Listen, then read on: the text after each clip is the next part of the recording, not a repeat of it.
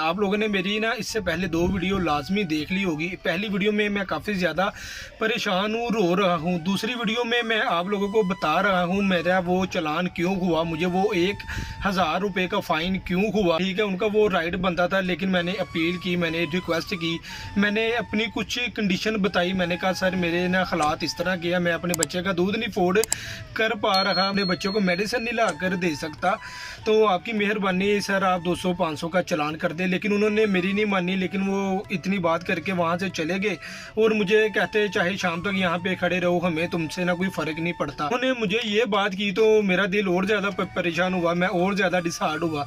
मैंने कहा यार देखो मैं काफ़ी ज़्यादा मिन्नतें तरले भी किए हैं, पाँव तक पड़ा हूँ यार, लेकिन नहीं मानी।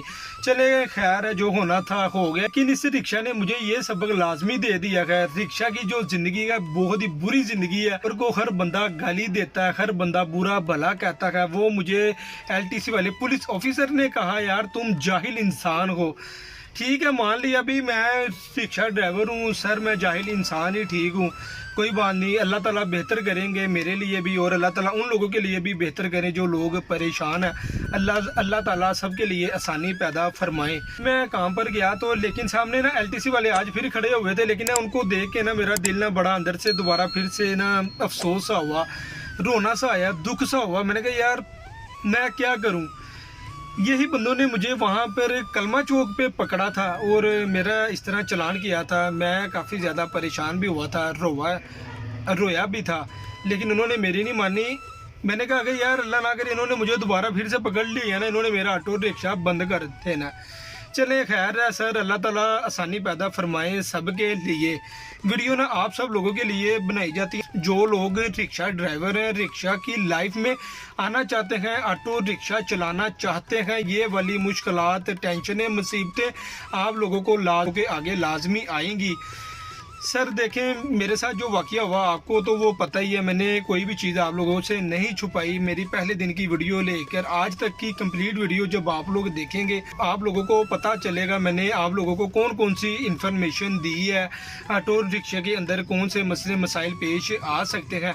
लेकिन ये रोने वाला वाक़या जो मेरे साथ ही हो गया है ना, यकीन माने मेरा दिल उठ गया। ऑटो रिक्शा मैं सारी ज़िंदगी नहीं चलाऊंगा और ना ही मैं सारी ज़िंदगी ऑटो रिक्शा में कभी सफ़र करूंगा, क्योंकि एक चीज़ से मेरा दिल उठ ही गया है, मैं ऑटो रिक्शा में सारी ज़िंदगी सफ़र नहीं करूंगा। रिक्शा लिया था अपने रिज़्क़े हलाल के लिए, लेकिन मेरा अब दिल नहीं कर रहा मैं इसके ऊपर बैठूं भी। अब मैं आया हूं अपने ऑटो रिक्शे का वो वाला सामान उतारने जो अपने शौक से अपने ऑटो रिक्शे के अंदर लगवाया था। अब मैं इसको करने लगा हूं फाइनली सेल, क्योंकि आज मेरा एंड हो गया। मेरे से और ज़्यादा अपनी इंसल्ट बेइज्जती बर्दाश्त नहीं होती। मैं जब ऑटो रिक्शे में बैठता हूँ मुझे वो वाला दिन याद आ जाता है, मैं वहाँ पर पागलों की तरह रो रहा था और रिक्शा ड्राइवर मुझे आकर चुप करवा रहे थे। और भाईजान वो जो LTC वाले जिस भाईजान ने मेरा चालान किया था, शान भाईजान मुझे सामने खड़ा होकर देख रहा था। चले खैर यार उनका वो काम था, उन्होंने वो कर दिया, क्योंकि मेरे पास रूट परमिट नहीं था, गलती मेरी ही थी। लेकिन रिक्वेस्ट मैंने की थी, उन्होंने नहीं मानी। उनका अपना जॉब का मामला था, मेरा अपना मामला था, कोई बात नहीं। अल्लाह सबके लिए आसानी पैदा फरमाए। अब मैं उतारने लगा हूँ अपने रिक्शे की वो चीज़ें अपने शौक के साथ लगवाई थी, वो वाली चीज़ें मैं क्यों उतारने लगा हूँ। जिस कस्टमर ने, जिस पार्टी ने आकर मेरा ऑटो रिक्शा देखना है, अगर मेरी उसके साथ डील फाइनल हो जाती है तो वो मुझे इस ऑटो रिक्शे से कोई भी चीज़ उतारने की इजाज़त हरगिज़ नहीं देगा।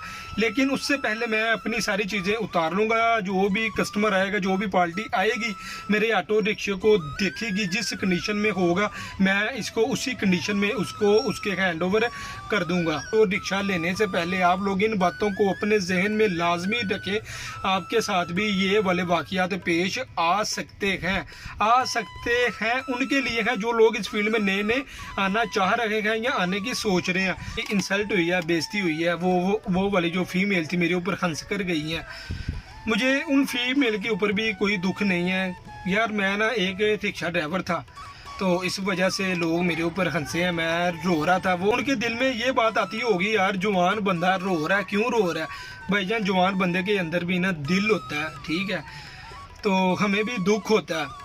तो बस यार, इससे आगे मेरे अल्फाज नहीं है। अब मैं उतारने लगा हूँ अपने ऑटो रिक्शा की वो वाली सारी चीज़ें जो मैंने अपने शौक के साथ अपने ऑटो रिक्शे के अंदर लगवाई थी। उतारूंगा मैं क्या क्या, सबसे पहले उतारूंगा अपनी टेप जो मैंने अपने शौक के साथ लगवाई थी। दूसरे नंबर पे ये वाली चीज़ उतारूंगा जो मैंने अपनी सीट की बैक साइड पर स्टील की स्पेशल बनवा कर लगाई थी। तीसरे नंबर पर उतारूंगा अपने ऑटो रिक्शा की जो टॉप होती है छत के ऊपर मैंने कपड़ा डाला था वो मैं उतारूंगा।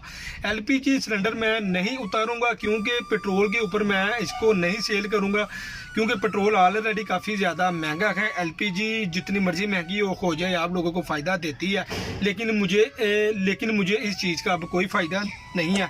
अब मैं अपने रिक्शे की ये वाली 3 चीज़ें उतारूंगा, अपना स्पीकर उतारूंगा, अपने डेक उतारूंगा, अपनी वो वाली प्लेट्स उतारूंगा और छत के ऊपर जो मैंने कपड़ा डाला था बनवा कर वो मैं उतारूंगा।